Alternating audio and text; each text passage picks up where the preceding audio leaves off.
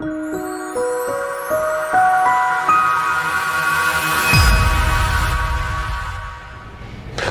back to the ayudarte International Academy. It's Teacher Carl here, and today we're looking at talking about jobs.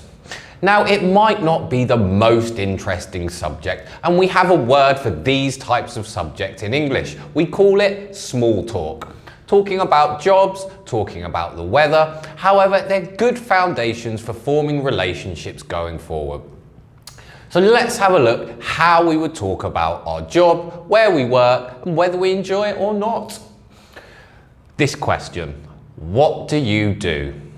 Now, it's a very, very open question if we take it literally. What do you do in the evening? What do you do in the morning? What do you do at the weekend? It could mean anything. However, in English, we specifically take this to mean, what do you do for a job? Or what do you do for work? This is the most common question you are likely to hear when somebody wants to know what you do for work. However, you may also be asked, what do or does the subject do for a living? Remember, depending on the subject who we're asking about, we're going to need to change to either do or does with the correct subject. Do for a living. A living means how do they earn money? How do they earn money to live? So you're most likely to hear or ask this question. However, you may also be asked something like this. And it's very simple. We just use the subject and the correct verb to be, and either a or an, depending on whether we have a consonant or a vowel starting with the occupation. So for example, I would say that I am a teacher. I might say that she is a doctor. Or if I'm talking about my dog, who has a very, very important job, I might say that it is a police dog. Next, usually you will ask where do or does the subject work. Now this usually relates to the geographical location. So the type of the city, or maybe you work all over the world. So somebody may ask, where do or does the subject work? Where do you work? Where do they work? Where does she work? So again, we're talking about geographical location. Now, if I was in Mexico and somebody on holiday and somebody asked me, where do you work? I would say that I work in London. However, if I was in London and somebody asked me, where do you work? I would say the specific area of London. So I would say I work in Camden. You might say that she works in Mexico City, or if they are very, very lucky, they work all over the world. So where do or does the subject work specifically relates to the geographical location. Next, you might ask or be asked, who do or does the subject work for? Now this question is specifically related to the name of the company. So for example, I would say that I work for ayudarte International. I may say that my friend, who is a doctor, she works for the King Edward Hospital. My dog, who is a police dog, it works for the army. And these lucky people here who travel all over the world for their work, well, they have their own company or they have their own business. So a slight difference there. I work, she works, it works. However, if you work for yourself, we would say something like they have their own company or I have my own business. So these are the main questions.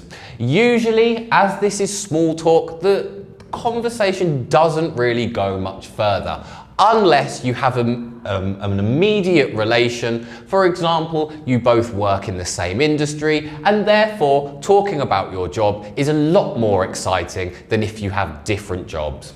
So maybe you'll be asked, what is your boss like? Do you like your job? Do you get on with your colleagues? Get on is a phrase that we use to talk about people that we like.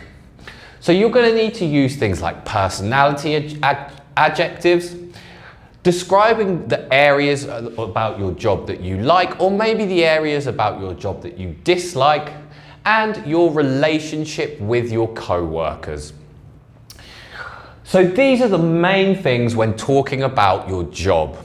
As I said, if you're lucky enough to meet somebody who works within the same industry as you, then this conversation can continue as you both have an in-depth knowledge and can talk about it in detail. But usually, if you work in separate industries, the conversation won't go too deep unless you have a mutual interest in each other's industries and you would like to learn more. Finally, I'm just going to have a look at some phrasal verbs that are used within the business world that might help you to understand what people are talking about. So firstly, cut corners. To cut corners means that you haven't done something correctly. You have cut corners in order to get to your destination, the finishing line of a project or anything to do with work. You have cut corners in order to achieve it better. Usually it's not a very good idea to cut corners because it results in problems later. If you hear someone say, let's call it a day, that means that they have finished for the day the work that they have been doing and they're ready to go home and maybe relax and have a beer.